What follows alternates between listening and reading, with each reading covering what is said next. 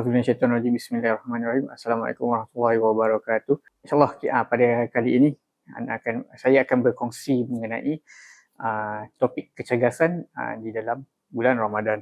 Jadinya untuk konteks yang pertama adalah asas kepada kesihatan dan kecergasan. Mengapa kita perlu menjaga kesihatan dan kecergasan? Sekiranya kita lihat kepada beberapa ayat ataupun perkataan yang sering kita dengar, yang mana kita perlu cegah daripada kita merawat, dan juga badan kita adalah amanah daripada Allah, iaitu sekiranya kita mempunyai kesihatan yang sempurna, ibadah kita pun akan boleh dilaksanakan secara sempurna dengan baik. Dan juga kita boleh kaitkan dengan situasi pada ketika ini, yang mana tahap kesihatan dalam kalangan rakyat Malaysia adalah sangat yang membimbangkan. Sebagaimana contoh statistik yang banyak dikongsikan oleh Kementerian Kesihatan Malaysia, 50% daripada setiap warga Malaysia akan mendapat satu daripada penyakit NCD ataupun non-communicable disease yang ada, sebagaimana contoh penyakit jantung, darah tinggi, obesiti dan sebagainya. Seterusnya, sekiranya kita melihat pada konteks yang daripada sabda Rasulullah, yang mana maksudnya seseorang mukmin yang kuat itu lebih baik daripada mukmin yang lemah. Dan juga kita boleh kaitkan dengan konsep tawakal. Konsep tawakal sekiranya tanpa usaha, hasilnya juga tidak berapa baik sebagaimana sekiranya kita gabungkan dengan usaha. Dan sebagaimana kita sering amalkan di dalam doa-doa, yang mana kita amalkan di dalam Al-Maq Surat pada pagi dan di sebelah petang, yang mana kita memohon untuk mendapatkan kesihatan dari segi fizikal, penglihatan yang sempurna dan juga pendengaran yang sempurna. Itu adalah salah satu konsep tawakal. Dan seterusnya perlulah kita lengkapkan dengan amalan. Amalannya itu kita melaksanakan aktiviti dan juga latihan-latihan untuk bagi kesihatan dan mendapatkan tubuh badan yang kita inginkan. Seterusnya kita lihat pada konteks yang kedua, itu adalah dia memahami maksud ataupun definisi apa itu sihat dan juga apa itu cergas. Sihat adalah bermaksud apabila fizikal kita terhindar daripada sebarang penyakit dan juga sebarang kecederaan. Sama juga dengan mental kita. Apabila kita sihat, mental kita dapat menghasilkan buah-buah fikiran ataupun idea yang bernas, dan juga akan menghubung-kaitkan dengan emosi kita, spiritual kita, yang mana kita lebih dapat menghasilkan pertimbangan yang baik dan juga sesuai dengan situasi yang kita hadapi. Dan seterusnya, apabila mental kita sihat, kita mudah untuk bergaul dengan masyarakat setempat, dan juga akan menjadikan hubungan sosial tu bertambah baik. Dan seterusnya, definisi cergas. Kecergasan tu adalah apabila kita melaksanakan sebarang aktiviti harian, kita dapat melaksanakan tanpa ada bantuan daripada orang lain ataupun alatan-alatan lain. Sebagaimana contoh, kita boleh berjalan dengan sendirinya, kita boleh naik tangga dengan sendirinya, kita boleh melompat dengan sendirinya. Itu adalah definisi cergas. Dan juga kita boleh kaitkan dengan penggunaan tenaga yang sangat optimah, yang mana tenaga kita dapat imbangkan dengan sesuatu pelaksanaan aktiviti ataupun latihan ataupun apa tugasan yang kita sedang laksanakan pada ketika itu. Dan seterusnya, apabila kita cergas, apabila kita sihat, dia akan menyumbang kepada satu kehidupan yang sempurna, yang mana apabila kita sihat, kita dapat melakukan sebarang ibadah dengan baik, kita dapat bergaul dengan orang sekeliling dengan baik, pertimbangan kita sempurna, fikiran juga dapat menghasilkan idea-idea yang dapat diguna pakai oleh semua. Dan bagaimana contoh, orang yang sakit, orang yang tidak sihat, kita akan dapat lihat kemurungan. Kita akan dapat lihat mereka ini sukar untuk bergaul dan sebagainya. Jadi apabila kita faham definisi sihat dan cergas itu, ia akan jadi satu asas dan satu pegangan untuk kita mengamalkan gaya hidup sihat. Seterusnya kita akan melihat kepada jenis-jenis kecergasan ataupun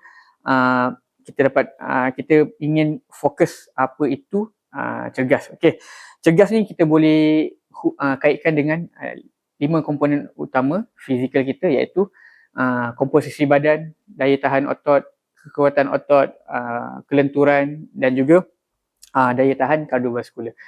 Okey, untuk komposisi badan ini kita boleh kaitkan dengan berat badan dan juga bentuk badan. Berat badan yang ideal dengan tinggi dan umur akan memberikan satu bentuk badan yang sempurna lah.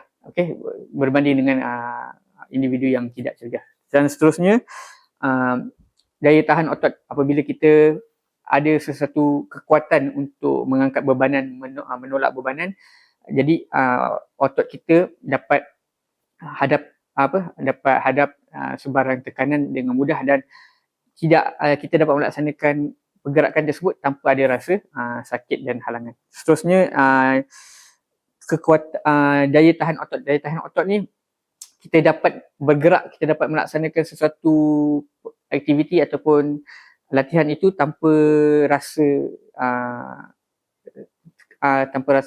kejang, tanpa rasa sakit, ataupun mudahlah untuk kita laksanakan walaupun tempoh masa yang kita ambil tu adalah berpanjangan. Bagaimana contoh, kita masuk aktiviti ataupun pertandingan yang berterusan, seperti contoh pertandingan larian yang mana mengambil masa yang panjang. Jadi sekiranya seorang itu mempunyai daya tahan otot yang baik, dia dapat berlari dengan sempurna sampailah ke akhir garisan penamat. Dan seterusnya, kelenturan ataupun flexibility. Flexibility ni kita boleh hubung kaitkan dengan range of motion ataupun pergerakan yang mudah tanpa ada halangan, tanpa ada rasa sakit. Okay. Dan seterusnya yang terakhir adalah daya tahan kardiovaskular.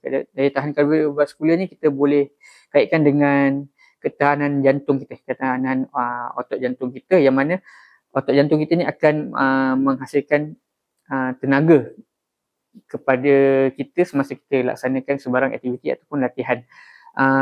Sekiranya kita telah melalui latihan yang sempurna, yang baik, kita akan rasa penggunaan tenaga yang optimah yang dihasilkan oleh otot jantung kita kepada keseluruhan badan di sepanjang tempoh kita melaksanakan aktiviti tersebut. Konteks yang seterusnya adalah bagaimana kita ingin mengekalkan kecergasan di sepanjang bulan Ramadan. Sebagaimana kita boleh kaitkan dengan amalan-amalan atau ibadat-ibadat lain, sebagaimana contoh amalan puasa sunat di luar Ramadan. Sekiranya kita melazimi ibadat tersebut, kita akan mudah untuk melaksanakannya semasa di bulan Ramadan. Sama juga dengan konteks kecergasan. Sekiranya kita mengamalkan gaya hidup sihat, jadinya ianya kita tidak sukar untuk melaksanakan sebarang aktiviti ataupun latihan semasa di bulan Ramadan. Jadinya kita perlu sesuaikan perancangan dan objektif untuk kita laksanakan aktiviti dan latihan di sepanjang bulan Ramadan.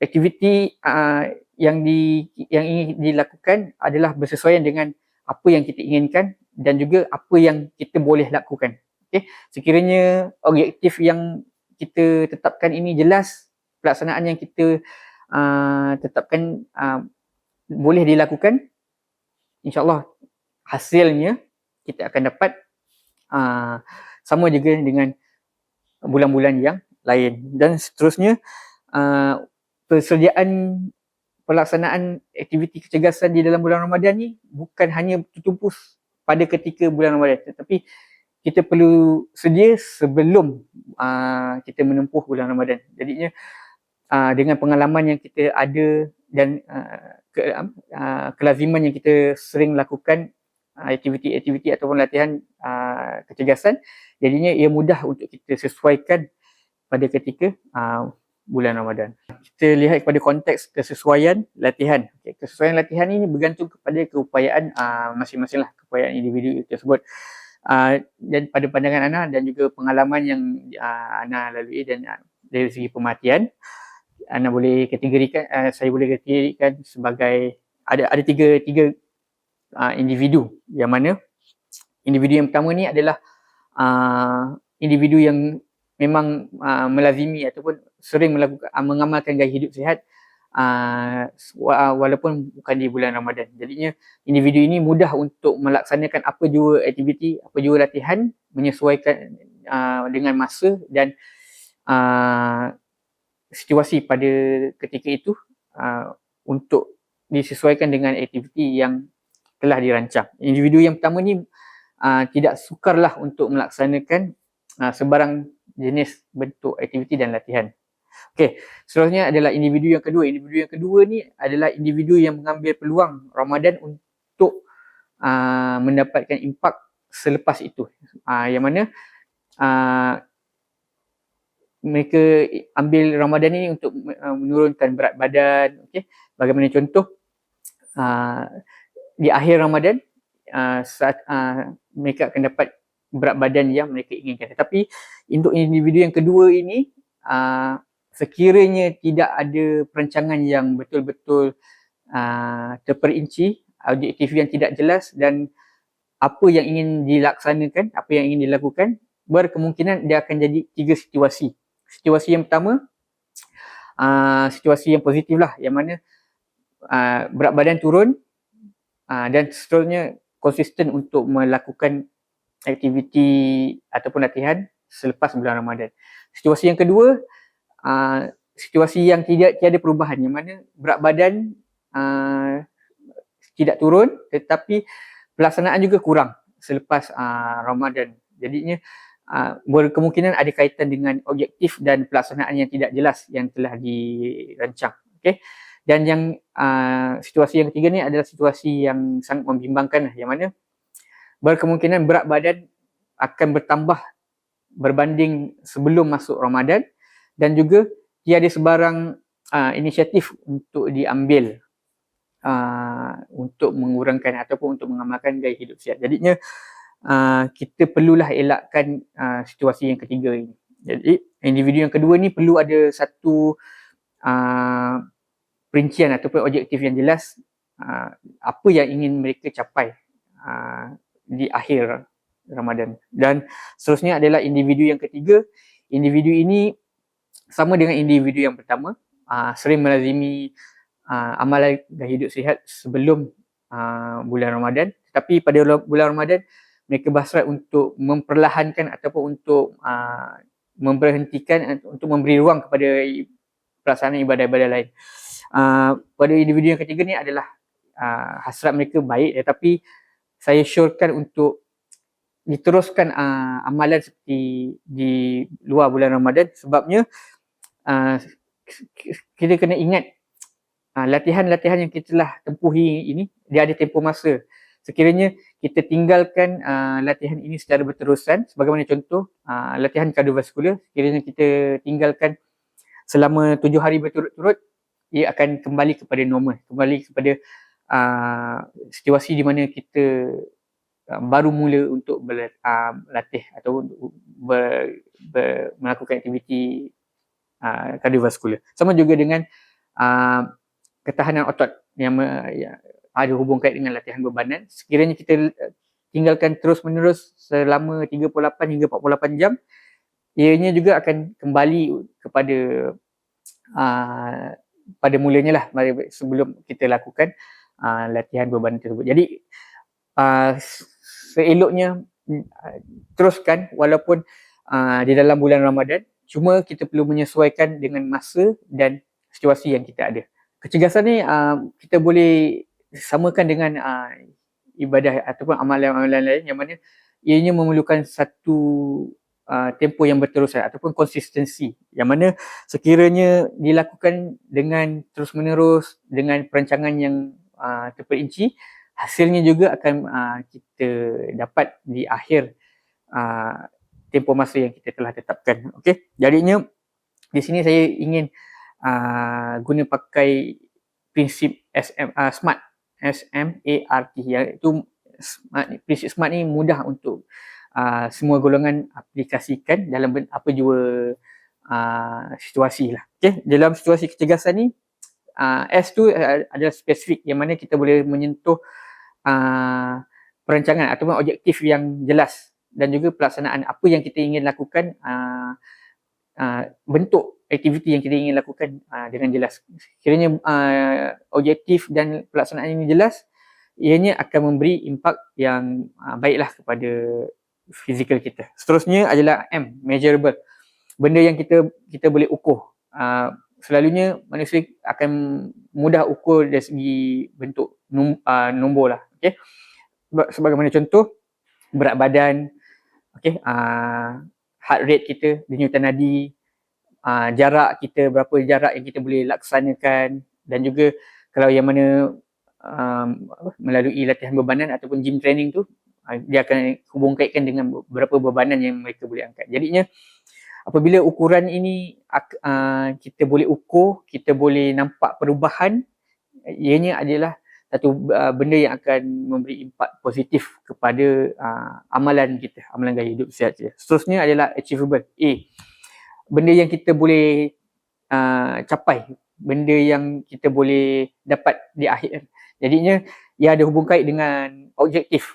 Sekiranya objektif tu jelas dan senang untuk kita laksanakan, untuk kita capai, dia hasilnya pun akan seperti apa yang kita inginkan. Seterusnya adalah R. R tu realistik atau relevant. Yang ini berkait dengan kesesuaian diri kita sendiri dan juga kita lihat kembali apa objektif yang kita telah tetapkan. Dan seterusnya yang terakhir adalah T. T itu adalah time frame ataupun garis masa.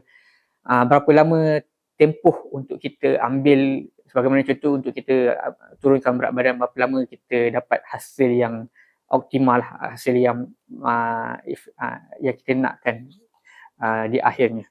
Seterusnya, bagaimana kita ingin laksanakan aktiviti ataupun latihan kecergasan. Sama juga sebagaimana kita laksanakan di luar bulan Ramadan, yang itu kita perlu ada satu perancangan yang terperinci, apa yang ingin kita laksanakan, apa aktiviti, apa latihan yang sesuai untuk kita lakukan. Suka saya ingin gunakan konsep FITT, okay, iaitu F tu adalah frekuensi, I tu intensity, T tu time, dan yang terakhir tu type, jenis. Jadinya bila kita ingin sesuaikan dengan bulan Ramadan, bulan yang betul-betul memerlukan kita menyusun jadual kita dengan rapi, jadinya disyorkanlah untuk kita spend, untuk kita luangkan masa 1 jam ke 1,5 jam sebelum waktu berbuka di petang hari itulah, okay, untuk kita lakukan sebarang aktiviti ataupun latihan yang kita telah tetapkan. Jadinya bergantung kepada individu, sama ada kita boleh lakukan 3 ke 4 hari satu sesi seminggu, ataupun sekiranya sudah biasa dengan pelaksanaan amalan gaya hidup sihat ni, mungkin boleh lakukan setiap hari lah. Jadinya dengan masa yang ada 1 hingga 1,5 jam tu, saya rasa mencukupi untuk kita adakan satu aktiviti yang tersusun dengan rapi.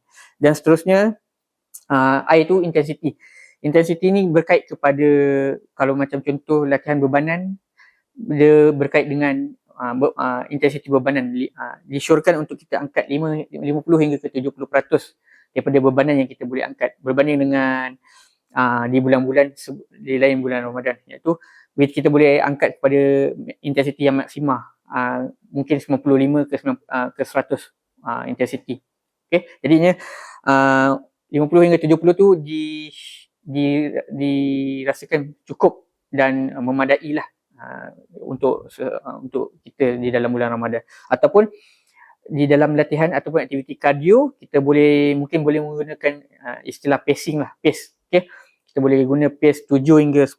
Pace ini sederhana kepada perlahan lah, tidak terlalu laju dan sesuai untuk dilaksanakan oleh semua golongan. Dan sekiranya ingin lakukan dalam istilah yang lain pun boleh, tapi tidak terlalu orang kata tidak terlalu maksimah. Okey. Dan juga kita boleh bergantung kepada heart rate lah bacaan denyut nadi. Okey. Sama ada kita melalui jam ataupun melalui telefon pintar. Disyorkan untuk melaksanakan aktiviti yang 170 ke 160 beat per minit dan ke bawah. Okey. Selebihnya tu tidak digalakkan ataupun sekiranya bergantung kepada individu jugalah. Sekiranya individu tu dah biasa, jadi terpulang untuk melakukan aktiviti yang bersesuaian. Dan time tu kita dapat laksanakan sebagaimana contoh kardio 30 hingga 40 minit satu sesi mencukupi, dan dicadangkanlah, disyorkanlah untuk dilaksanakan sebelum waktu berbuka. Sebabnya kalau kita nak laksanakan pada waktu malam hari di dalam bulan Ramadan ni, masa yang agak terhad. Jadinya kalau kita ambil konteks individu yang bekerja pada siang hari, kita perlukan rehat yang secukupnya untuk kita tempuh hari yang selanjutnya. Jadinya kalau tak cukup rehat akan memudaratkan, dan mungkin kebaikan latihan tu pun tak dapat. Okay, dan seterusnya yang terakhir, type jenis. Jenis ni sebagaimana contoh kardiovaskular tu, apa-apa jenis latihan yang melibatkan kardiovaskular tu kita boleh laksanakan dengan mudah lah. Sebagaimana contoh, kita boleh berlari, berjalan, naik tangga, berbasikal dan sebagainya. Dan juga untuk latihan bebanan, mengikut kesesuaian. Sekiranya mudah untuk pergi ke gimnasium, boleh teruskan seperti biasa, ataupun sekiranya ada kekangan masa, kita boleh sesuaikan dengan menggunakan hanya berat badan kita sendiri. Okay? Kita boleh laksanakan sebagaimana contoh, kita laksanakan pada tempoh COVID-19 yang kita laksanakan di rumah saja kan. Kita boleh lakukan apa-apa sebarang pergerakan yang menggunakan berat badan. Contoh push up, sit up, squat, lunges dan sebagainya. Dan jenis-jenis latihan ni mudah diperolehi di media-media sosial, dan juga teknik yang betul juga mudah diperolehi. Cumanya perlu dan disesuaikan mengikut keupayaan diri kita sendiri. Okey, seterusnya kita kena faham, kita kena mempelajari kaedah ataupun latihan ataupun aktiviti yang berkait dengan komponen-komponen seperti kardiovaskular dan latihan bebanan. Okay. Untuk kardiovaskular, kita ada dua komponen utama, iaitu latihan ataupun aktiviti melibatkan aerobic training ataupun aerobic activity. Yang mana aerobic activity ni dia berkait dengan latihan ataupun aktiviti yang berterusan, yang kita lakukan secara berterusan dalam tempoh masa yang lama. Sebagaimana contoh, berjalan 5 km, berlari 5 km, berbasikal 30 km. Itu semua adalah contoh latihan aerobik, yang mana latihan ni menggunakan keseluruhan otot-otot utama kita dan juga menggunakan tenaga yang lebih lah. Okay. Dan seterusnya adalah anaerobik. Latihan anaerobik ni adalah latihan yang menggunakan tempoh masa yang pendek, pelaksanaan yang mudah sekali berterusan tanpa ada pengulangan.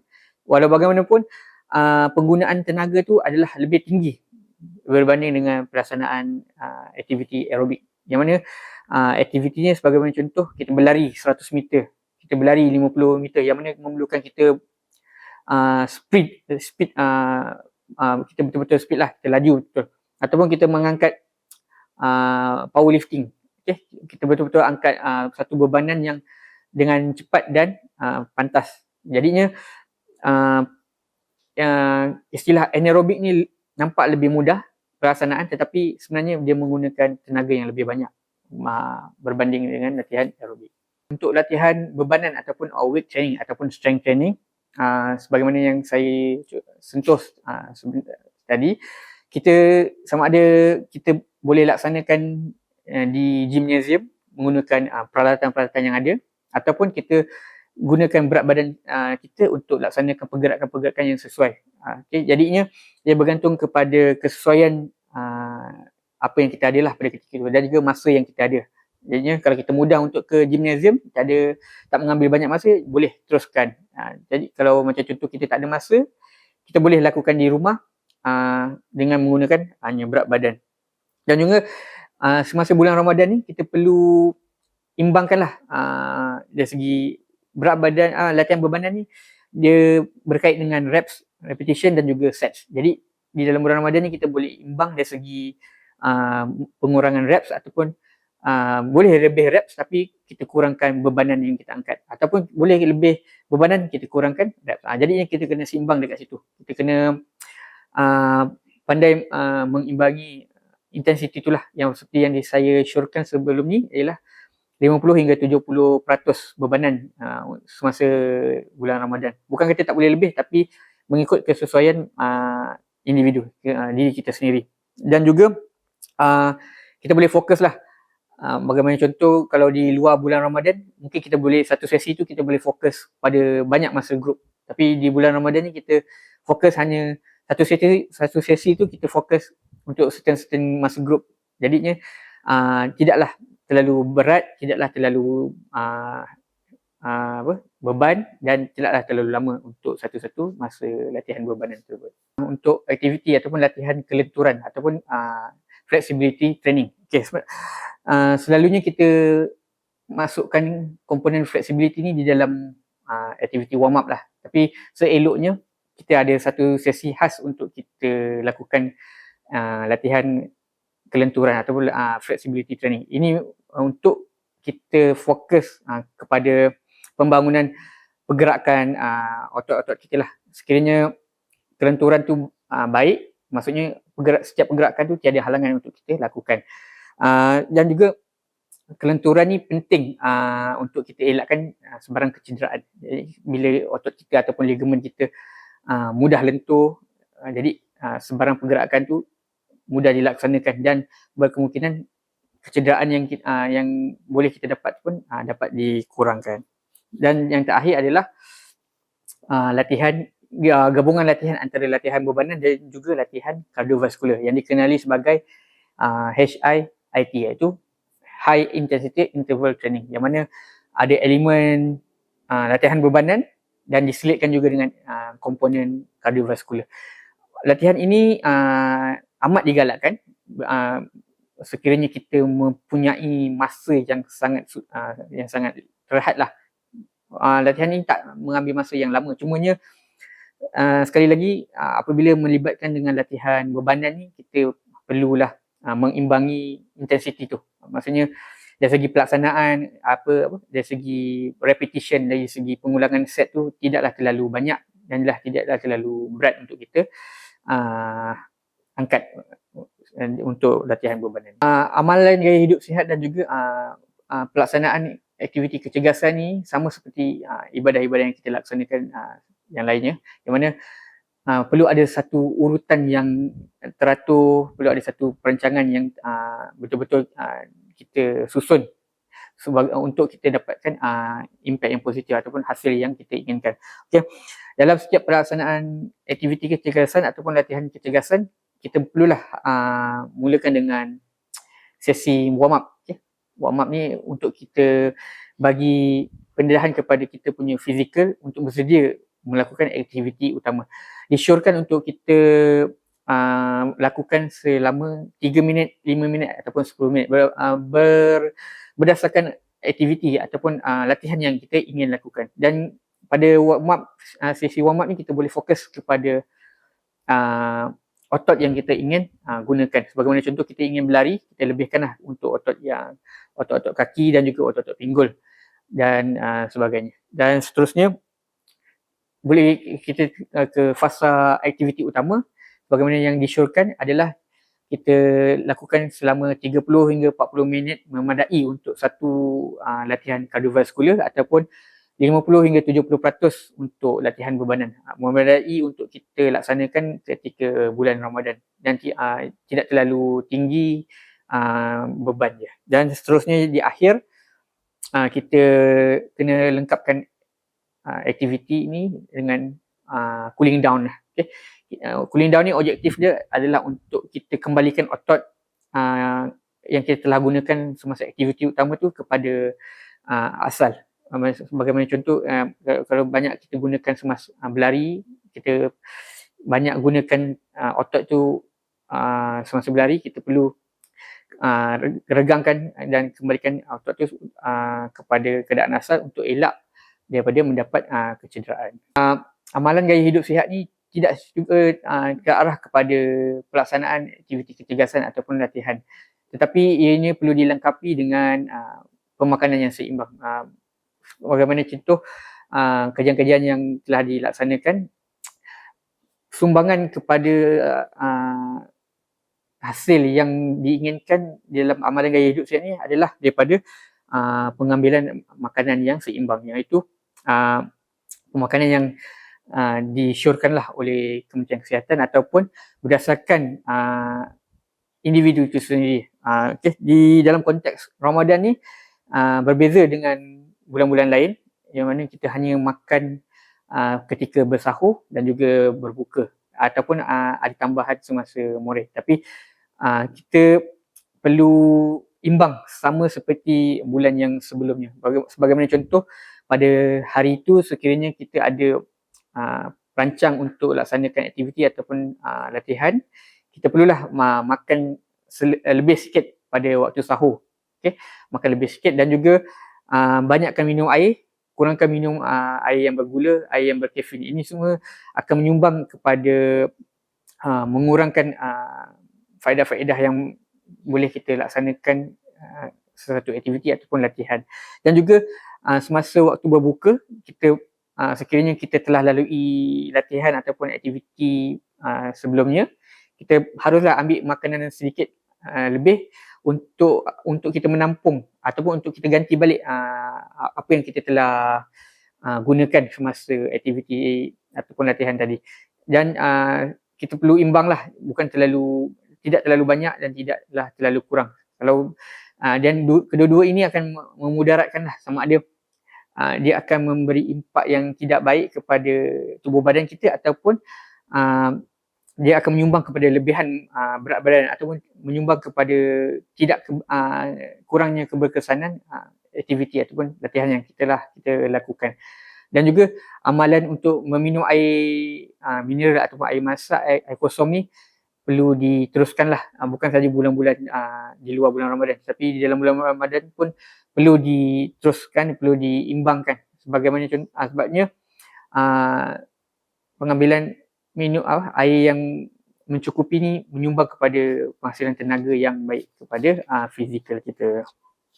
Dan sebagai tambahan, selain daripada kurma, kita boleh juga ambil makan buah-buahan lain lah. Dan buah-buahan ni pun ikut kepada bergantung kepada individu. Tidak semua individu boleh makan semua buah kan. Jadi kita kena imbang lah berdasarkan kita punya status diri kita.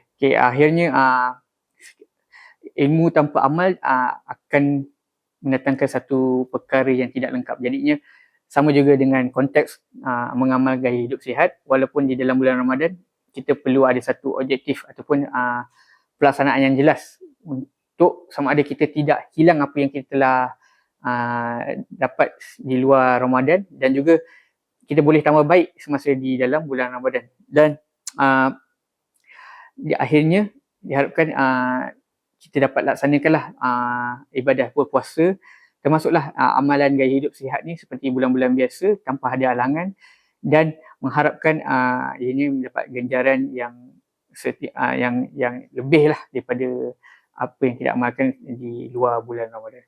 Wallahu a'lam.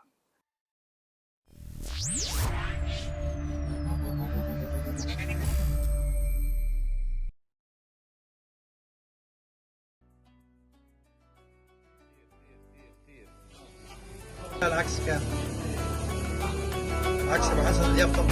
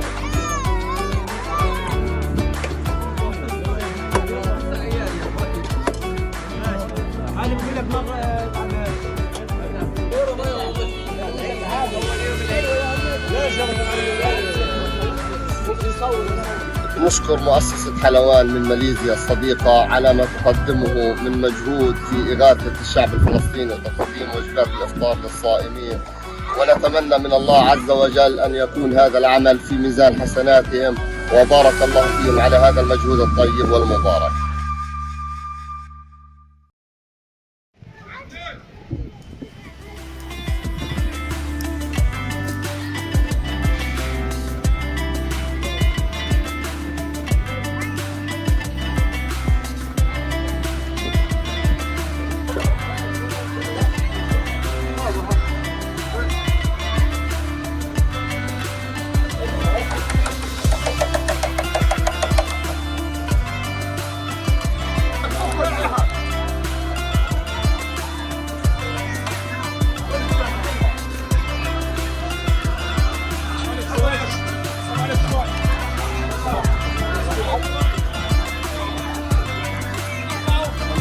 يا سكر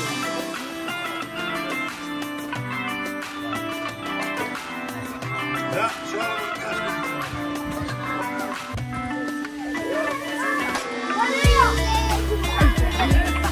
هذا ساعة واحدة يا ابن الحلال.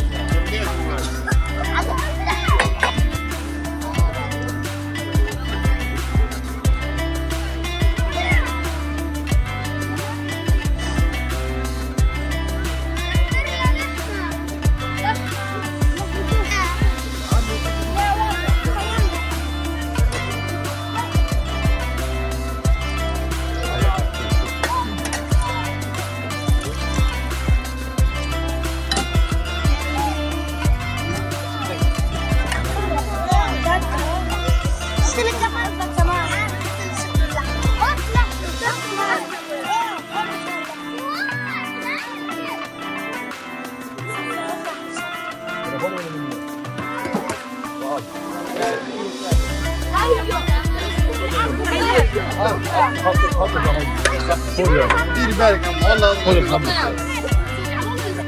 دقيقة حط نفسك يخطى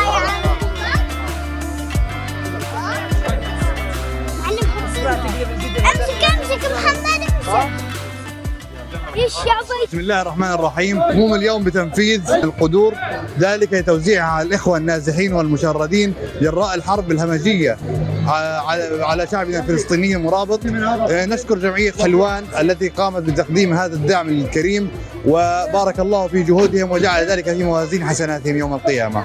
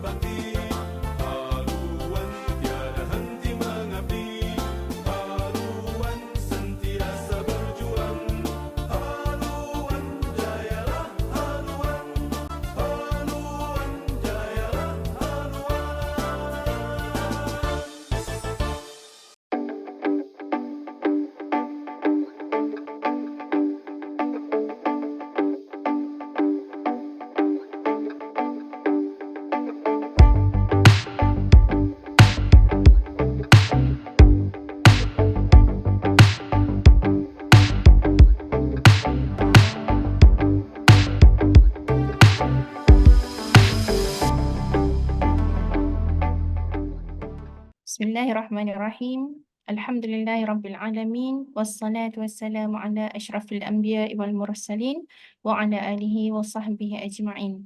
Subhanaka la ilma lana illa ma 'allamtana innaka antal alimul hakim. Qala rabbi shrah li sadri wa yassir li amri wahlul 'uqdatam min lisani yafqahu qawli. Assalamualaikum warahmatullahi wabarakatuh. Dan ana ucapkan salam Ramadan Karim untuk para pendengar TV Haluan dan YouTube Haluan, insyaAllah. Jadi dalam tak sedar kita dah sampai minggu kedua dalam program Sejuta Barakah Ramadan, dan insyaAllah pada pagi yang penuh barakah ini kita akan membincangkan satu topik yang sangat ana rasa sangat rare lah, kita tak pernah dengar lagi sebelum ini, iaitu tentang jom kenal Superwoman Islam. Jadi insyaAllah pada hari ini, siapakah Superwoman yang kita nak kenal pada hari ini? Iaitu kita telah memilih Nusaibah binti Ka'ab, iaitu sahabiah di zaman Rasulullah sallallahu alaihi wasallam. Jadi kita nak pilih Nusaibah binti Ka'ab, kita nak tahu tentang ketaatan Sri Kandi Perang Uhud ini. Jadi insyaAllah bersama-sama saya pada hari ini, seorang panel yang mungkin penonton pernah dah jumpa ataupun mungkin pertama kali jumpa pada hari ini. Jadi bersama-sama saya pada pagi ini, iaitu saya perkenalkan dahulu panel kita. Beliau ialah Dr. Aisyah binti Dollah ataupun Abdullah.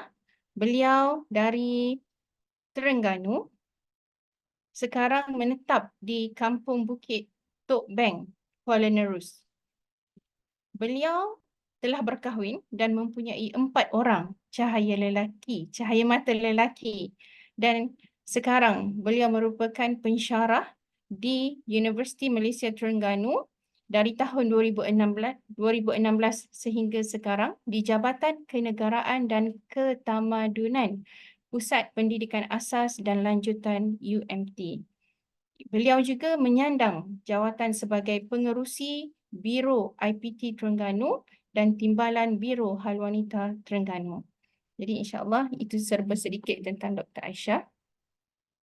Jadi tanpa memanjangkan kalam, saya ingin bertanyalah kepada Dr. Aisyah tentang tajuk yang kita nak kupas pada hari ini, dan saya akan minta Dr. Aisyah untuk rungkaikan tentang tajuk Superwoman dalam Islam.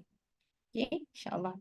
Jadi sebelum saya melontarkan soalan kepada Dr. Aisyah, suka saya menyebut bahawa kita sebagai wanita, bila sebut tentang wanita, kita akan rasa tergambar bahawa wanita itu seorang yang lemah lembut, wanita itu seorang yang sensitif, bila menghadapi masalah wanita ni cepat gelabah, kan. Tetapi bila kita tengok cerita Superman, kita tengok wow, dia adalah hero. Jadi hari ini kita nak tengok siapa Superwoman yang kita pilih ini, siapakah dia sehingga dia digelar sebagai Superwoman, dan bila kita sebut Superwoman tu kita rasa macam wow, hebatnya dia, kan. Okay, jadi saya nak bertanya kepada Dr. Aisyah, siapakah sahabiah Nusaibah binti Ka'ab? Itu soalan pertama saya. Soalan kedua saya, apakah kelebihan yang ada pada sahabiah Nusaibah binti Ka'ab ini sehingga kan Rasulullah mendoakan supaya Nusaibah binti Ka'ab dikumpulkan bersama baginda di dalam syurga kelak?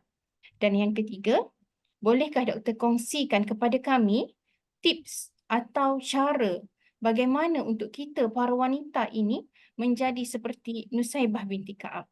Jadi insyaAllah saya mempersilakan Dr. Aisyah Dollah untuk merungkaikan tajuk kita pada pagi ini. Dipersilakan. Terima kasih diucapkan kepada moderator Saudari Azah. Jadi pada pagi ini Ustazah akan berkongsi pada semua hadirin tentang sahabiah yang bernama Nusaibah binti Ka'ab radhiyallahu anha. Jadi sahabiah Nusaibah binti Ka'ab ini, sebagaimana kita sering dengar namanya. Tetapi di sana ada lagi nama-nama lain lah, iaitu disebutkan juga namanya yang lain adalah Ummu Amarah ataupun Ummu Umarah. Jadi itu juga merujuk kepada orang individu yang samalah. Jadi sebelum pergi kepada biodata dia yang lebih mendalam, suka Ustazah nukilkan kata-kata tokoh seperti Abu Nuaim mengatakan beliau adalah sahabiah yang ikut dalam peristiwa Bai'ah Aqabah dan tidak takut dalam melawan pasukan musuh di medan perang. Dia adalah seorang wanita yang memiliki pendirian yang kukuh dan seorang ahli ibadah. Seorang lagi tokoh yang kita boleh suka Ustazah kongsikan di sini adalah Imam Az-Zahabi. Ini adalah seorang tokoh di bidang hadis.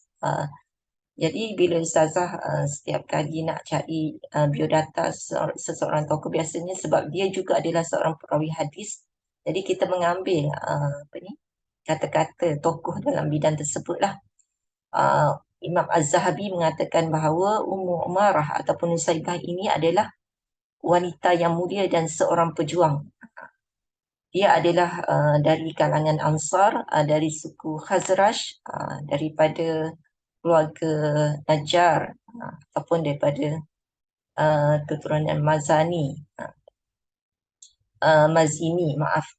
dan lahir di Madinah. Jadi dia ada dua adik-beradik. Yang pertamanya adalah Abdullah bin Ka'ab Al-Mazini. Ini adalah adik-beradik saudara, adik-beradik kandung betul lah, seibu sama ibu sama bapa. Jadi kelebihan yang dicatatkan Abdullah ni pernah terlibat dalam perang Badar, yang mana kita tahulah dalam perang Badar ini semua yang terlibat dalam perang Badar, perang pertama dalam Islam ini, Allah telah menjamin syurga untuk saudaranya Abdullah dan semua ahli Badar lah. Yang keduanya saudara seibu. Saudara seibunya bernama Abdul Rahman. Abdul Rahman ini dikenal dalam pribadinya adalah seorang yang mudah menangis, jiwa yang lembut kerana apabila dia takutkan Allah, dia mudah menangis bila mengingat Allah. Jadi bila kita menyebut siapakah Nusaibah binti Ka'ab ini, seorang Sri Gandhi yang disebut juga sebagai seorang yang menjadi perisai Rasulullah sallallahu alaihi wasallam. Jadi beliau terlibat dalam banyak siri peperangan, walaupun yang utamanya lah yang disebut dalam sejarah tinta emas yang panjang itu adalah peperang Uhud. Tetapi sebenarnya beliau juga terlibat dalam perang-perang yang lain dan peristiwa yang besar. Yang pertamanya adalah Bai'ah Aqabah. Jadi dia antara sahabiah Ansar yang terawal memulai Islam. Bayangkan selepas perjanjian Aqabah pertama, Rasulullah telah mengutus sahabat Mus'ab bin Umair ke kota Yathrib, Madinah, untuk berdakwah kepada penduduk Madinah. Dan dalam tempoh setahun, beliau telah berjaya, sahabat ini berjaya mengislamkan sejumlah penduduk Madinah dan dibawa bersamanya pada tahun berikutnya, iaitu kita namakan sebagai perjanjian Aqabah kedua, iaitu bersamanya adalah 73 orang dan dua daripadanya adalah wanita. Dan wanita ini inilah Nusaibah binti Ka'ab. Beliau adalah tergolong dari golongan Ansar, adalah golongan yang terawal lah memulai Islam. Jadi ini dalam Aqabah kedua lah. Jadi dalam Aqabah kedua ni antara perkara penting intipati dalam Aqabah kedua adalah dia berbai'ah dengan Rasulullah untuk taat setia kepada Rasulullah, sanggup melindungi Rasulullah dalam apa juga keadaan lah. Jadi berat perjanjian Aqabah kedua ini lebih berat daripada perjanjian Aqabah pertama, lebih kepada pembinaan diri masing-masing, pembinaan iman, pembinaan diri sendiri. Tetapi apabila datangnya perjanjian Aqabah kedua ini lebih kepada praktik hidup seorang Muslim lah, perlunya zakat, infak, melindungi diri Rasulullah dan sebagainya lah. Jadi selain pada itu, Nusaibah juga terlibat dalam dalam peristiwa perjanjian Hudaibiyah. Bagaimana kaum muslimin yang asalnya ingin menunaikan umrah tertangguh kerana dihalang oleh kaum Quraisy, sehingga terjadinya peristiwa perjanjian Hudaibiyah. Kemudian perang Hunain antaranya. Perang Hunain ni kita tahulah ketika setelah Fathu Mekah, pembukaan kota Mekah, ramai umat Islam masuk Islam secara tiba-tiba lah, maksudnya masuk Islam secara besar-besaran. Jadi rentetan daripada itu pastilah ada pihak kaum Quraisy, kaum Yahudi yang tidak senang lah, sehingga berlakunya perang yang dalam jumlah umat Islam yang sangat ramai, sekitar 12,000. Perang ini dia macam kalau perang Uhud, pada peringkat awal umat Islam macam menang, tapi kemudian ada kucak-kacir sedikit di akhirnya. Tetapi perang Hunain ni dia terbalik daripada perang Uhud. Mula-mula dia macam kucak-kacir lah, macam porak-peranda sikit, kerana umat Islam berasa yakin, berasa megah dengan kemenangan yang pasti. Tetapi Allah uji, ada pasukan musuh sudah bersedia dengan anak panah daripada bukit, sehingga mereka terkejutlah, sehingga Khalid Al-Walid yang pada ketika itu yang menyusun semula strategi perang, yang mana ialah semua apabila kabilah-kabilah yang tidak saling mengenali berkumpul dalam satu pasukan, ia akan sukarlah untuk Khalid Al-Walid mengawal. Jadi dia pecah balik pasukan tersebut dalam kumpulan-kumpulan yang kecil dan mengikut kabilah-kabilah masing-masing. Jadi itu lebih mudahlah bagi Khalid Al-Walid memberi arahan, dan jadi serangan tu okey, kabilah ni pergi, kemudian kabilah ni pergi, sehingga akhirnya dalam perang Hunain tersebut umat Islam mencapai kemenangan lah. Ini dalam siri ini juga ketika keadaan porak-peranda pun ada di situ Nusaibah.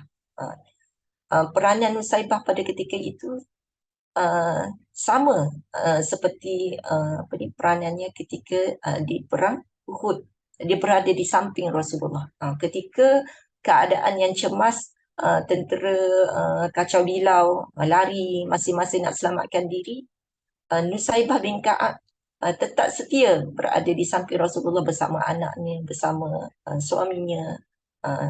Diceritakan ketika perang Uhud tu tak sampai 10 orang kan. Jadi ketika perang Hunain pun, ketika Rasulullah memanggil, di mana sahabatku kan, aku di sini. Jadi ketika itu bergegas Nusaibah dia pergi menghampiri Rasulullah, walaupun posisi wanita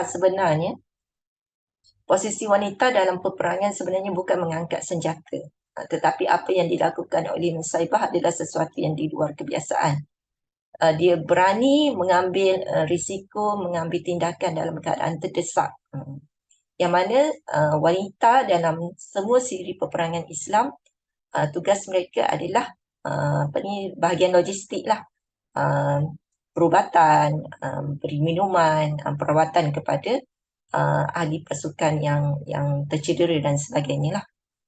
Kemudian dia juga terlibat dalam perang Khaybar. Macam mana Rasulullah setelah peristiwa Hudaibiyah kan,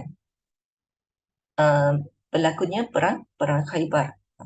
Jadi perang Khaybar ini nak menghabiskan lah, maksudnya apabila orang Yahudi bergabung dengan kaum Quraisy cuba mengkhianati perjanjian Hudaibiyah, maka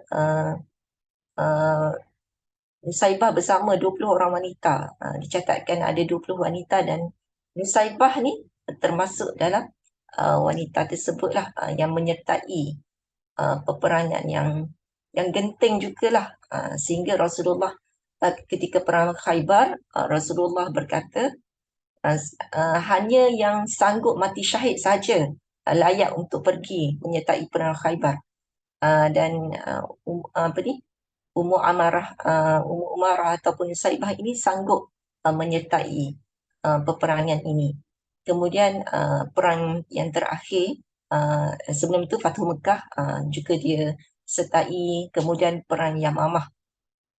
Perang Yamamah ini membuktikan bahawa setelah wafatan Rasulullah sallallahu alaihi wasallam, apabila ramainya golongan yang masuk Islam kerana takutkan kekuatan Islam dan takutkan Rasulullah murtad kan.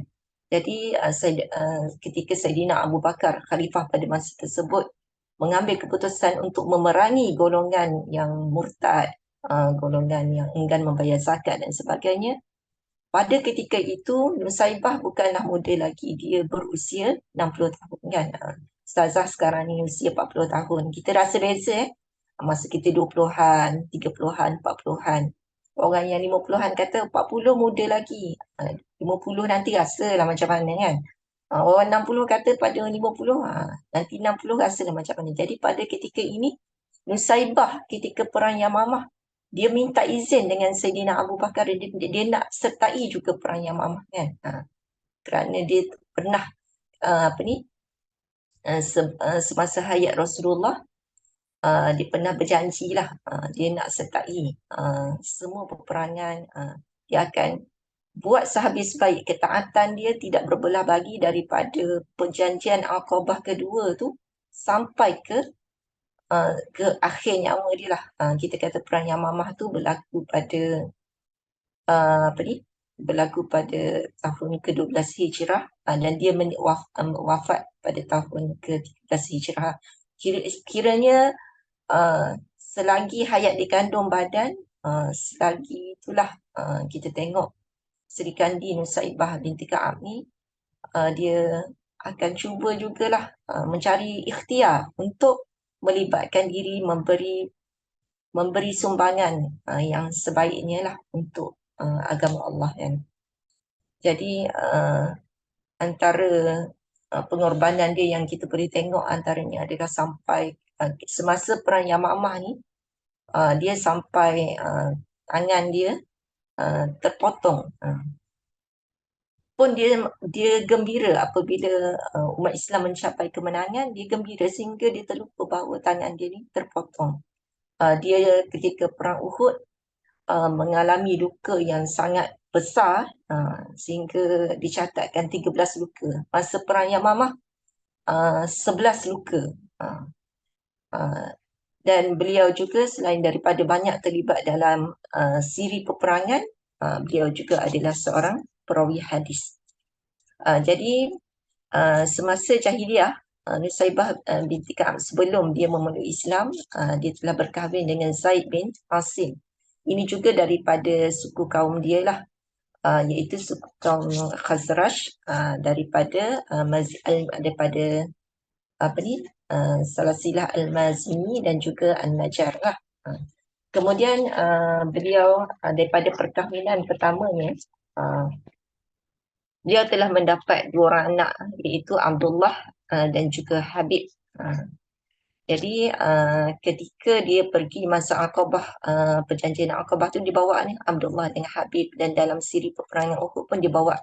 Tetapi masa tu suami dia dah meninggal, dan dia telah berkahwin dengan suami keduanya yang Muslim, iaitu Ghaziyah bin Amru Al-Mazini An-Najjar, juga daripada suku kaum yang sama lah, daripada keturunan yang sama, sekampung lah orang kata kan, satu kampung. Dan dalam perkahwinan yang kedua ini, beliau telah dikurniakan anak perempuan yang bernama Khawlah. Jadi kalau kita tengok secara ringkas yang Zazah ceritakan, biodata ahli keluarga dia ni, seluruh ahli keluarga Nusaibah, anaknya, adik-beradiknya, suaminya kan, anak-anaknya, jadi seluruh keluarganya mempunyai peranan yang penting dalam perjuangan Islam kan. Jadi berbalik kepada soalan yang kedua yang diajukan oleh saudari moderator, apakah kelebihan ataupun keutamaan yang telah diberikan melalui pengorbanan Nusaibah binti Ka'ab kepada sejarah Islam kan, ataupun dalam menegakkan kalimah Allah kan. Jadi kalau kita tengok sukar penulis mengatakan dalam kitab sirah mengatakan Mahmud Al-Misri dia menulis ada sirah sahabiyah, dia kata sukar untuk nak cerita daripada mana nak mulakan. Terlalu banyak peranan. Tadi secara ringkas Ustazah dah ceritakan lah, dia terlibat dalam Aqabah kedua, dalam perang Uhud, perang Khaybar, Fathu Mekah, Hunain kan, Yamamah dan sebagainya. Jadi selain daripada itu, dia juga adalah seorang isteri yang faham tanggungjawab dia di rumah. Ketika di rumah, dia melaksanakan tanggungjawab dia sebagai seorang isteri, sebagai seorang ibu yang penyayang kan, yang memberikan kasih sayang yang terbaik kan. Ni kita boleh tengok lah. Bayangkan anak dia tercedera, musuh mencederakan anak dia. Ketika di perang Uhud dalam suasana yang genting, dia cuba mempertahankan Rasulullah. Rasulullah tiba-tiba nampaklah musuh yang telah mencederakan anak dia, iaitu Abdullah. Jadi Rasulullah berkata kepada Nusaibah, itu ya Umarah, itu musuh yang telah melukakan anakmu. Jadi Nusaibah apabila tengok pada musuh tu terus dia pergi lawan lah kan, sehingga ditebas kaki kuda tentera tersebut. Yang dahsyatnya masa perang Uhud ni, tentera musuh berkuda. Nusaibah ceritakan dia dengan beberapa para sahabat yang tak sampai 10 orang yang berada dekat dengan Rasulullah itu dalam keadaan berjalan kaki. Sehingga dia kata kalaulah musuh Islam tu dalam keadaan berjalan kaki, nescaya kami berjaya menempaskan mereka dengan mudah lah. Tetapi mereka dalam keadaan berkuda kan. Dan sebagai seorang hamba Allah, Nusaibah ini adalah seorang hamba yang taat, seorang hamba yang siangnya sering berpuasa, malamnya sering beribadah, berzikir kepada Allah. Dan ketika di medan jihad, ini yang dikatakan seperti tentera-tentera Islam. Seperti siangnya seperti singa di padang pasir, malamnya seperti abid. Jadi inilah sosok pribadi Nusaibah binti Ka'ab. Ketika di medan jihad, dia melaksanakan peranannya di bahagian logistik, dan ketika diarahkan, kita tengok ketika perang Uhud tu, suasana yang kacau bilau apabila tentera Islam merasakan mereka sudah menang, dan pasukan memanah yang sepatutnya berada di atas Gunung Uhud tu turun, tidak lagi menjaga ataupun membentengi tentera Islam, maka musuh pusing balik ke belakang dan mengambil posisi tersebut. Keadaan sangat kacau bilau kan. Jadi kita tengok bagaimana Nusaibah menceritakan keadaan yang genting tersebut, dan beliau mencuba sehabis-habisnya lah untuk mempertahankan Rasulullah SAW. Jadi kalau kita tengok ketika keadaan yang porak-poranda tersebut, Rasulullah mengarahkan kepada tentera-tentera yang dah penat kan, barisan hadapan yang dah penat, yang nak lari ke belakang. Rasulullah minta mereka mencampakkan senjata mereka kepada yang ada di sekitar Rasulullah. Jadi pada ketika tu Nusaibah dia dah ada pedang, tapi dia tak ada perisai. Jadi seorang lelaki mencampakkan perisai kepadaku, Nusaibah menceritakan. Jadi dia mempertahankan dirinya dengan perisai dan pedang lah. Jadi diceritakan diceritakan dalam peristiwa yang dahsyat tersebut, Ustazah mulakan dengan siri perang Uhud lah, kan. Jadi perang Uhud ini mencatatkan peranan Nusaibah yang sangat hebat lah, yang mana dia sanggup mengambil langkah yang berani, sanggup menerima perisai, senjata dan melawan musuh, kan. Melawan musuh dengan pedang. Dia mencantas kaki kuda, dan sehingga apabila tentera itu jatuh, maka dia pun melibas leher tentera tersebutlah. Dan dalam kisah yang lain diceritakan juga anaknya, masa tu anaknya dalam keadaan, Abdullah pun dalam keadaan luka yang parah. Rasulullah kata, bantulah ibumu. Tengok Nusaibah sendiri pun terluka yang sangat teruk. Ada sekitar 13 luka lah yang dia dapat daripada perang Uhud, yang mana luka-luka tersebut mengambil masa hampir setahun untuk sembuh. Jadi dalam usaha dia mempertahankan Rasulullah, anak dia pun cedera, kan. Dia pun dalam keadaan cedera masih berusaha untuk mempertahankan Rasulullah, cuba melawan musuh sehabis baik. Anak dia pun bercerita macam mana dia dalam keadaan luka. Rasulullah mengatakan, memberi semangat motivasi kepadanya, bangun dah, kan. Bangun dah nak, bantulah ibumu. Jadi dia bantu untuk balut luka ibu dia. Dah balut pun masih lagi berdarah, kan. Jadi memang sangat dahsyat, kan, perang Uhud. Dan yang lebih dahsyat lagi, setelah selesainya perang Uhud, bila dah hampir malam, musuh pun kembali ke kota. Jadi Nabi dan para sahabat pun menyusun strategi baru.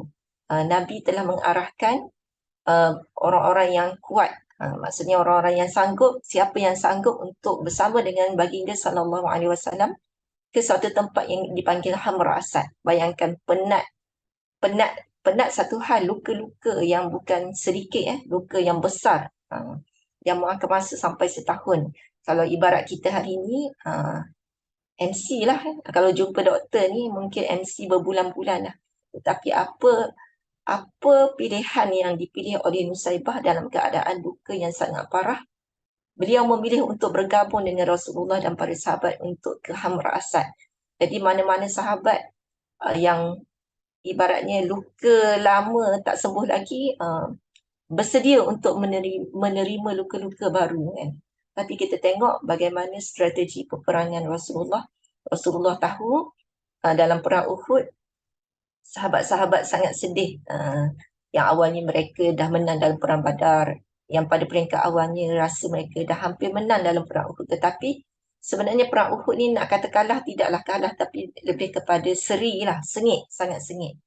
Jadi Rasulullah bimbang kalau motivasi kaum muslimin ni menurun. Jadi Rasulullah telah mengatur strategi agar kita kejar musuh ni sampai ke Hamra Asad. Hamra Asad ni ada menyatakan 8 hingga 13 kilo lah daripada kota Madinah. Jadi kita kena kejar musuh, kita kena tunjukkan kekuatan umat Islam ni sehabis baik. Jadi Rasulullah dan para pasukan, termasuklah Nusaibah, telah pergi ke Hamra Asad. Dan di situ telah dipasang obor-obor pada malam hari, sekitar 500 obor-obor, menunjukkan kaum muslim ini masih kuat dan masih bersedia untuk berperang. Dan mana ketika itu Abu Sufyan, dia yang menyebabkan Rasulullah mengatur strategi ke Hamra Asad ini, rentetan daripada spy ataupun mata-mata Rasulullah mendengar kata-kata Abu Sufyan mengatakan yang dia sangat tak puas hati perang Uhud ni sebab Rasulullah belum meninggal. Jadi target dia adalah untuk membuat Rasulullah meninggal, tetapi Rasulullah telah melawan balik dengan memberi kekuatan kepada kaum muslimin dan cuba melemahkan kaum musuh dengan strategi di Hamra Asad ini. Akhirnya berjaya, dan akhirnya musuh pun kembalilah mengatur strategi untuk perang seterusnya. Jadi kalau kita tengok, tak boleh nak bayangkan perang Uhud bagaimana dahsyatnya luka yang dialami oleh ibunda Nusaibah bint Ka'ab dalam keadaan yang sudah sakit, bersedia untuk menggalas luka yang baru kan. Kemudian kita boleh tengok juga dalam ujian yang lain yang kita tengok yang dialami oleh Nusaibah adalah kehilangan anak anda yang dikasihi, iaitu Habib, ketika melawan Musailamah Al-Kazzab. Jadi kita tahu semasa zaman Rasulullah lagi sudah adanya Musailamah Al-Kazzab, iaitu Nabi palsu. Dia bersama dengan Bani Hanifah pada awalnya datang bertemu dengan Rasulullah. Jadi pada ketika dia datang bersama Rasulullah, dia duduk dalam kenderaan, dia tak turun pun. Jadi Bani Hanifah ni bertemu dengan Rasulullah dan memeluk Islam. Tetapi apabila Bani Hanifah ni kembali bertemu dengan Musailamah Al-Kazzab ni, Musailamah Al-Kazzab ni memburuk-burukkan Rasulullah. Dan dia mengaku dia pula yang dapat wahyu, dialah sebenarnya dari golongan Bani Hanifah, dialah yang diangkat untuk menjadi Nabi. Dah dipusing terbalik pula. Jadi berita ni sampai pada Nabi. Nabi telah memilih dari kaum muslimin yang bukan calang-calang, iaitu Habib. Habib anak kepada Nusaibah. Jadi Habib ini diutus untuk meminta Musailamah dan rakan-rakannya untuk bertaubat, tetapi apa yang dibuat oleh Musailamah adalah sesuatu yang di luar etika lah. Daripada zaman dahulu sampai sekarang, siapa yang membunuh utusan adalah suatu kesalahan yang sangat serius, yang boleh membawa kepada ancaman perang lah. Tetapi inilah yang dilakukan oleh Musailamah Al-Kazzab. Dia telah bertanya kepada Habib, siapakah Rasulullah? Jadi Habib mengatakan, Nabi Muhammad itu adalah Rasulullah kan? Ya. Benarkah Nabi Muhammad itu Rasulullah? Ya. Kemudian, bukankah aku Musailamah Al-Kazzab ini adalah Rasulullah? Jadi Habib menjawab, aku tak tahu. Jadi soalan yang sama ditanya setiap kali Habib jawab tak tahu, dipotong salah satu anggota Habib, sehingga akhirnya Habib telah utusan Rasulullah ini, duta Rasulullah ini telah dibunuh dengan cara yang begitu kejam. Jadi apabila peristiwa ini sangat menyayat hati, kita tengok bagaimana seorang ibu yang sangat besar kesabarannya, Nusaibah menerima berita itu dengan bangga, kerana Rasulullah telah menjanjikan syurga untuk anaknya dan ibunya yang bersabar kan. Dan tadi Ustazah tertinggal tadi ketika perang Uhud, dalam keadaan yang sangat genting tersebut, Rasulullah sebenarnya telah mendoakan ketika Nusaibah membantu menyerang musuh, mempertahankan Rasulullah. Anaknya juga ada ketika ada musuh, dia ambil batu, Rasulullah minta lempar batu kepada musuh kan. Ketika itu Rasulullah telah mendoakan keluarga ini, ya Allah, kumpulkanlah aku bersama mereka ini di syurga. Jadi doa inilah yang menyebabkan Nusaibah berkata, setelah mendengar doa daripada Rasulullah, aku sudah tidak memikirkan lagi tentang dunia kan. Jadi dia rasa puas dah. Lepas ni dia tak rasa tak ada apa dah. Dia rasa sebab itu dia sangat yakin dengan doa Rasulullah. Dan dalam riwayat yang lain, anaknya mengatakan meriwayatkan kata-kata yang samalah, doa Nabi kepada mereka sekeluarga, bahawa Rasulullah mendoakan agar dikumpulkan bersama mereka di syurga. Abdullah pun mengatakan kata-kata yang sama. Setelah itu aku tak fikir apa dah tentang dunia ni. Apa pun aku akan sanggup susah payah, peperangan demi peperangan, mereka sanggup untuk bersama dengan Rasulullah sehingga ketitisan darah yang terakhir. Jadi kalau kita tengok kan calang-calang lah kan. Dan berbalik kepada ujian yang besar dalam perang Uhud, kehilangan anak ketika kehilangan anaknya Habib ketika menjadi utusan kepada Musailamah Al-Kazzab. bukan sahaja semasa kewafatan, semasa hidup, bahkan semasa selepas kewafatan Rasulullah. Apa kata-kata Nusaibah ketika kehilangan anaknya, beliau telah berjanji, dia berdoa kepada Allah, Ya Allah, aku nak tengok dengan mata kepala aku sendiri, izinkan aku untuk sempat melihat kematian Musailamah Al-Kadzab, ataupun aku dikurniakan mati syahid. Dan Allah telah mengabulkan doanya yang pertama, bahawa setelah kewafatan Rasulullah, ketika ada panggilan untuk berjihad dalam perang Yamamah untuk menentang Nabi palsu iaitu Musailamah Al-Kadzab, dan juga golongan-golongan yang enggan membayar zakat, Nusaibah telah meminta izin dengan Saidina Abu Bakar untuk join sekali. Dan pada ketika itu, ketika peristiwa Yamamah inilah, tangannya telah terpotong, dia mendapat 11 luka pada usia 60 tahun. Ya. Kalau kita tengok, bukan usia yang muda lah. Dalam usia 60 tahun, dia masih mengangkat senjata dan berjaya mengalahkan seorang musuh. Seorang musuh tersungkur di tangan Nusaibah.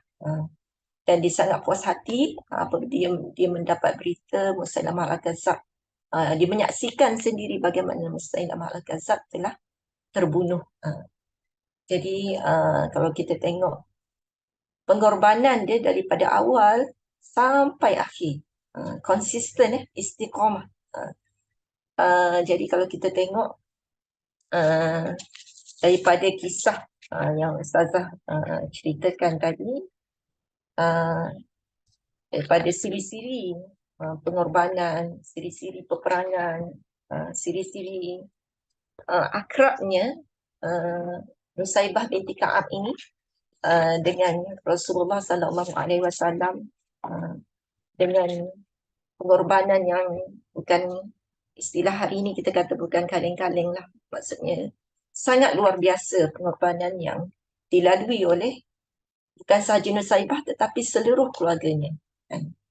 Jadi antara, berbalik pada soalan yang ketiga tadi, apakah tips ataupun cara yang kita boleh contohilah daripada peribadi ataupun sosok Nusaibah, Sri Kandi Nusaibah binti Ka'ab ini ataupun Ummu Umarah ini, adalah ada beberapa sikap yang kita boleh contohi. Antaranya yang pertamanya adalah tidak melepas peluang, merebut peluang. Maksudnya ketika dakwah Islam mula-mula sampai, dia boleh saja mengambil sikap, biarlah dulu tengok betul ke ajaran ni kan. Tetapi apabila dia merasakan kebenaran, dia bergegas. Dia fastabiqul khairat. Dia adalah golongan yang bersegera untuk mendapatkan kebaikan. Jadi dia termasuk golongan yang terawal lah memeluk Islam, menyertai Aqabah kedua bersama dengan seorang lagi wanita yang terukir namanya Ummu Manik, atau namanya Asma. Yang keduanya, dia berusaha sehabis baik untuk taat pada perintah Allah kan. Ini kita tengok dia berusaha bersungguh-sungguh dalam setiap medan perang yang diceburinya, yang ditempuhinya, daripada muda sampai daripada Aqabah kedua, bermula dengan perjanjian, dan dia istiqamah sampai ke akhir hayatnya. Dan yang ketiga, kita tengok Nusaibah sangat yakin dengan janji Allah dan Rasul. Dan dengan keyakinan ini dia tidak berpatah balik lagi lah, maksudnya tidak ada keraguan lagi. Dan dia sangat yakin dengan doa Nabi SAW untuk mengumpulkan dia dan keluarganya bersama baginda SAW. Yang keempat, kita tengok pada peribadi Nusaibah ini, beliau mempunyai kesabaran yang sangat besar dan mempunyai sifat syukur kan? Sifat sabar, syukur dalam setiap ujian yang dilalui. Ujian yang bukan biasa-biasa, tetapi dilalui dengan manis oleh Nusaibah, kerana sumber kekuatannya adalah Allah dan Rasul kan. Jadi sumber kekuatan yang hebat melahirkan kemanisan dalam beliau melalui ujian-ujian tersebut. Dan kita tengok yang terakhirnya adalah dia tidak memberikan alasan kan. Ketika datang seruan, datang arahan, beliau tidak memberikan alasan tua ke sakit ke. Padahal beliau cukup package untuk memberikan alasan tersebut, tetapi beliau tidak menjadikan kesukaran ataupun kesulitan, kesakitan yang dialami sebagai alasan untuk bermalas-malasan ataupun mengambil kemudahan baginya. Beliau memilih untuk mengambil kesukaran ataupun kita sebut sebagai azimah. Dan beliau memanglah kalau kita tengok adalah Sri Kandi, seorang Sri Kandi yang tangguh kan. Dan sifat yang dimiliki oleh beliau memang satu sifat yang sangat jarang lah dan sangat sukar lah kita saksikan. Tetapi hari ini kita tengok saudara-saudari kita di Palestin, peribadi yang suatu ketika dahulunya seolah-olah mustahil untuk dijemakan kembali, hari ini kita tengok kesukaran, kesulitan yang dialami oleh generasi terdahulu hari ini terjema dalam sahabat-sahabat kita yang mengalami di Palestin, dan kita doakan semoga kesulitan yang dialami oleh para sahabat terdahulu diulang kembali kemenangannya oleh generasi hari ini, dan sama-samalah kita mendoakan sahabat-sahabat kita di Palestin untuk mereka sentiasa kuat kan, sehingga ketitisan yang terakhir lah. Walaupun sebenarnya kita rasa malu untuk meminta mereka kuat, dalam masa yang sama kita jangan memandang mudah lah pada doa, kekuatan doa yang ada pada kita umat Islam. Apa sahaja saluran yang kita boleh berikan, kita cuba berikan lah. Sebagai guru, sebagai anak, banyak medan yang kita boleh berikan. Medan infak, medan bercakap contohnya, medan tulisan, dan apa juga medan yang kita boleh memberikan sumbangan kita, baik besar ataupun kecil. Tetapi kalau itu adalah sebuah manfaat yang boleh dimanfaatkan oleh manusia yang lain, itulah yang kita cuba rebut sebaik-baiknya. Wallahu a'lam. Ustazah kira itu sedikit perkongsian pada pagi ini, menjawablah soalan yang diajukan oleh moderator sebentar tadi. Jadi sekadar itu saja perkongsian daripada Ustazah. Mungkin sebenarnya banyak lagi tapi ini diringkaskan lah, Ustazah ringkaskan. Semoga perkongsian yang harum, kisah yang harum yang kita dengar, yang disajikan atas tinta darah kan, maksudnya darah mereka menjadi saksi perjuangan mereka. Jadi bukan mudahlah kan, tapi semoga kisah ini tidaklah kita dengar bestnya kan, wow kan, bukan sekadar wow, tetapi ia memberi semangat kepada kita untuk lebih termotivasi dalam melaksanakan rutin harian kita, dalam melaksanakan rutin ibadah kita, ketaatan kita kepada Allah, tanggungjawab kita sebagai isteri, sebagai ibu, sebagai anggota masyarakat, sebagai seorang anak dan sebagainya lah, sebagai pekerja, sebagai majikan dan sebagainya lah. Wallahu a'lam. Sekadar itu saja daripada Ustazah. Semoga perkongsian ini memberi manfaat lah. Wallahu a'lam. Jadi serah kembali, Ustazah serah kembali kepada moderator. Okay. Alhamdulillah. Jazakillah khairan katsira. Saya ucapkan kepada Dr. Aisyah Dolah di atas perkongsian ilmu yang sangat-sangat menarik saya rasa. Dan Alhamdulillah kita bersyukur kepada Allah SWT kerana di pagi yang penuh barakah ini Allah pilih kita semua untuk menelusuri satu sirah hebat seorang sahabiah, iaitu Sri Kandi Nusaibah binti Ka'ab. Jadi Alhamdulillah daripada perkongsian Dr. Aisyah tadi, saya rasa sangat terpegun dengan sosok Nusaibah binti Ka'ab yang mana kalau kita lihat di umur beliau 60 tahun tapi beliau masih bersemangat lagi untuk membuat kerja-kerja dakwah, kan. Dan kalau kita tengok daripada apa yang Ustazah ceritakan tadi, Nusaibah binti Ka'ab telah menyaksikan, telah menyerahkan diri secara total untuk Islam sehingga kan beliau sendiri berada dalam peristiwa besar dalam Islam itu seperti Perjanjian Aqabah, kemudian Perjanjian Hudaibiyah, perang Yamamah, perang Hunain, perang Uhud, yang menguji beliau, menguji tahap kesabaran beliau, tetapi beliau masih lagi maintain, masih lagi tetap, masih lagi setia bersama dengan Rasulullah Sallallahu Alaihi Wasallam walaupun dalam keadaan yang sangat-sangat teruk keadaan beliau. Jadi alhamdulillah beliau telah menunjukkan prestasi wanita yang sangat-sangat hebatlah saya rasa. Selama ini wanita itu dipandang lemah, dipandang hina, dipandang mudah berputus asa, dan tetapi terbukti daripada kisah yang Ustazah ceritakan tadi, Nusaibah binti Ka'ab itulah superwoman yang kita perlu contohi, insya-Allah. Jadi insya-Allah juga saya share lah tips yang Ustazah bagi siapa yang tak sempat nak dengar yang Ustazah ceritakan tadi, saya share tips macam mana kita wanita nak jadi seperti Nusaibah binti Ka'ab. Jadi secara ringkas sajalah ya.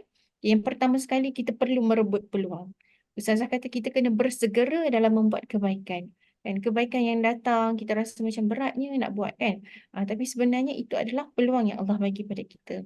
Okay, yang kedua, kita perlu berusaha sehabis baik untuk din kita, untuk agama kita. Walaupun penat, walaupun lelah, tapi Allah memandang usaha kita insya-Allah. Yang ketiga, kita kena yakin dengan janji Allah dan Rasulullah Sallallahu Alaihi Wasallam. Yang keempat, kita perlu mempunyai kesabaran yang besar seperti yang ditunjukkan oleh Nusaibah binti Ka'ab, yang mana beliau bersyukur dalam setiap ujian yang dilaluinya. Kadang-kadang kita mengeluh, kan, kenapa Allah turunkan ujian, sedangkan sebenarnya Allah nak bagi pahala yang berganda kepada kita. Dan yang kelima, tidak memberi alasan dalam hal-hal ketaatan kepada Allah Subhanahu Wa Taala. Jadi insya-Allah saya rasa itu sahajalah perkongsian daripada kami semua, dan saya mendoakan para penonton yang bersama dengan kami dari awal hingga ke akhir ataupun di pertengahan ataupun di akhiran program ini, saya mendoakan semoga saya mengajak kita semua untuk menjadi seperti Nusaibah binti Ka'ab yang menjadikan Allah dan Rasul sebagai sumber kekuatannya. Dan insya-Allah di akhirnya saya mendoakan semoga kita semua menjadi wanita yang hebat dan kita dapat mengejar malam Lailatul Qadar dan sisa-sisa yang berbaki hari-hari dalam bulan Ramadan yang berbaki lagi ini, semoga kita manfaatkan dengan amal ibadah. Jadi setakat itu saja daripada kami, dan saya memohon maaf jika ada kesilapan, kelemahan dari awal sehingga ke akhir program ini. Saya memohon berbanyak-banyak kemaafan, dan insya-Allah kita berjumpa lagi di lain hari, di lain waktu. Assalamualaikum warahmatullahi wabarakatuh.